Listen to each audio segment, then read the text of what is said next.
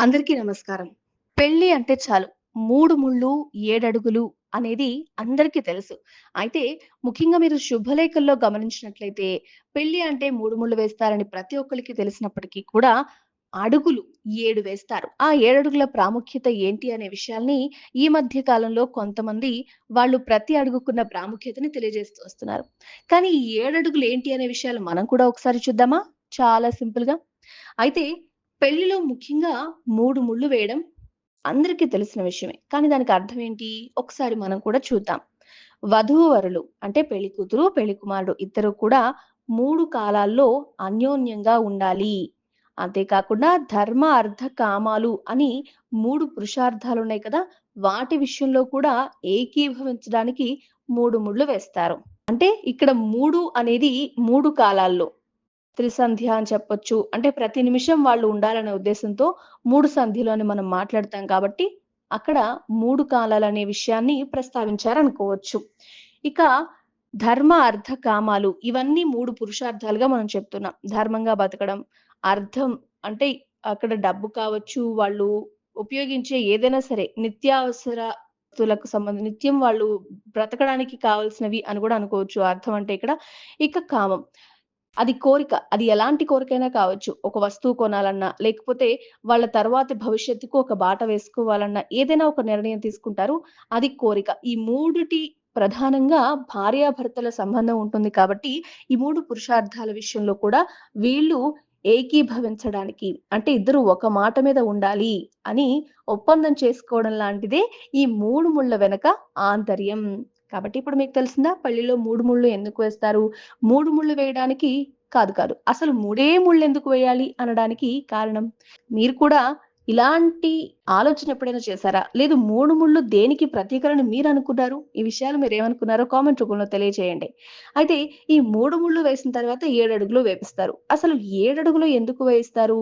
7 అడుగుల ప్రాధాన్యత ఏంటి అని మనం చూస్తే, మొదటి అడుగు కోరికలు తీర్చుకోవడానికి. మన మనసులో ఒక కోరిక పుట్టింది అంటే, అది తీరే వరకు ఎంతవరకైనా ప్రాకులాడడానికి ఎవరైనా సిద్ధంగా ఉంటారు. ఎందుకంటే, ఆ కోరిక యొక్క తీవ్రత, దాని పరిణామాలు అంత ఘోరంగా ఉంటాయి. అదే కోరికని అణుచుకున్నా మళ్ళీ ఆ కోరిక అంకురిస్తూనే ఉంటుంది.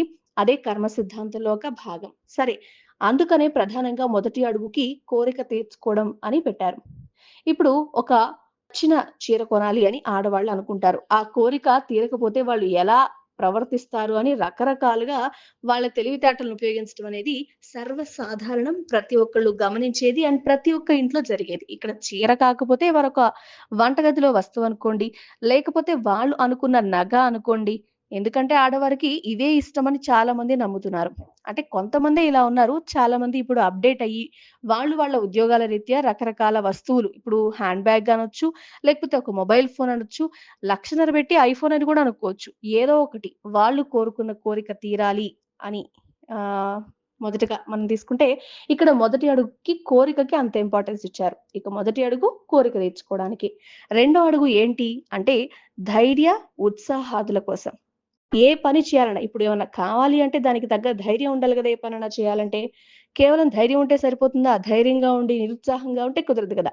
దానికి తగ్గ ఉత్సాహంతో వెళ్తేనే ధైర్యానికి తోడు ఉత్సాహం తోడైతేనే ముందుకు వెళ్ళగలం.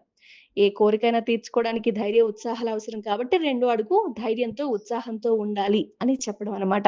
వామ్మో! మనవాళ్ళు ఇంత బాగా ఆలోచించి ఇన్ని పెట్టారా? కానీ మనకివన్నీ తెలుసంటారా? తెలిస్తే మంచిదే. తెలియకపోతే ఖచ్చితంగా తెలుసుకోండి మీరు కూడా. ఇక మూడవ అడుగు వ్రతానుష్ఠాన నిర్వహణకై. మనం హిందువులు ముఖ్యంగా చెప్పాలి అంటే వాళ్ళు వాళ్ళ జీవన విధానంలో వ్రతాలకి అత్యంత ప్రాధాన్యత ఇస్తారు. దైవ కార్యాలు, యజ్ఞాలు లాంటివి చేస్తే ఇల్లు సుభిక్షంగా ఉంటుంది. ఊరు సుభిక్షంగా ఉంటుంది. మన చుట్టూ ఉన్న వాళ్ళు బావుంటారనే ఉద్దేశంతో ఎక్కువగా ఆడవాళ్ళు నోములు చేస్తే ఖచ్చితంగా వ్రత దీక్ష తీసుకొని చేస్తారు ఆడవాళ్ళు. ఇక యజ్ఞ యాగాదులు చేస్తారు మగవాళ్ళు.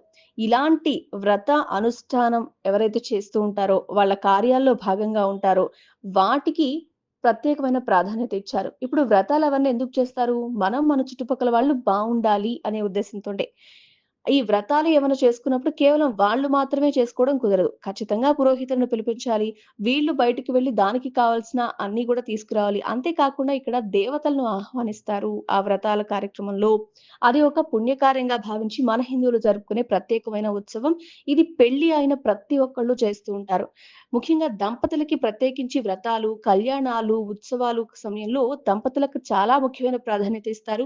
ఇప్పటికి మనం ప్రత్యేక ఆలయాల్లో తిరుమల కావచ్చు, ఆహ్, బోనాల సమయంలో చీర సమర్పించటం, దంపతులిద్దరూ వెళ్ళటం గావచ్చు, ఉగాది పర్వదినాల్లో దంపతులను ఆశీర్వదించటం కావచ్చు, కళ్యాణ సమయంలో ఎక్కువ మంది దంపతుల్ని కూర్చోబెట్టి మరోసారి కళ్యాణం చేసుకోవడం కావచ్చు, సుబ్రహ్మణ్య కళ్యాణం కానీ, రాముల వారి కళ్యాణం కానీ, ఇలా దంపతులకి ప్రాధాన్యత ఉంది. అలా దంపతులిద్దరూ కూడా వ్రతానుష్ఠాన నిర్వహణ కోసం వాళ్ళ వంతు ప్రయత్నం ఖచ్చితంగా చేయాలి అని చెప్పడం మూడవ అంశం. అయితే ఇక్కడ ఈ మూడవ అడుగు ఇలా పెట్టడానికి కారణం ఏంటి అంటే, ఇది ఒకళ్ళు కలిసి చేసేది కాదు. సమాజంతో సంబంధం ఉండాలి. చుట్టాలు, ఇంటి పక్క వాళ్ళు, అంతేకాకుండా వాళ్ళు ఉన్న ఊర్లో వాళ్ళకంటూ ఒక గుర్తింపు, వాళ్ళెవరని తెలిసే విధంగా ప్రవర్తించే తీరు. గృహిణులకున్న బాధ్యతల్లో వాళ్ళ చుట్టూ ఉన్న ప్రాణులని, సమాజాన్ని కలుపుకుపోవడం అనేది కూడా ఒక బాధ్యత. ఇంత అర్థం ఉంది అని తెలుసుకోవడం మాత్రం మన బాధ్యత అనే విషయాన్ని గుర్తు చేసుకుంటూ ఇంత విషయాన్ని చెప్పడం జరిగింది. మూడవ అడుగు వ్రతానుష్ఠాన నిర్వహణ కోసం అంటే ఏంటి అనేది. ఇక నాలుగవ అడుగు సుఖ సౌఖ్య సాధనకి.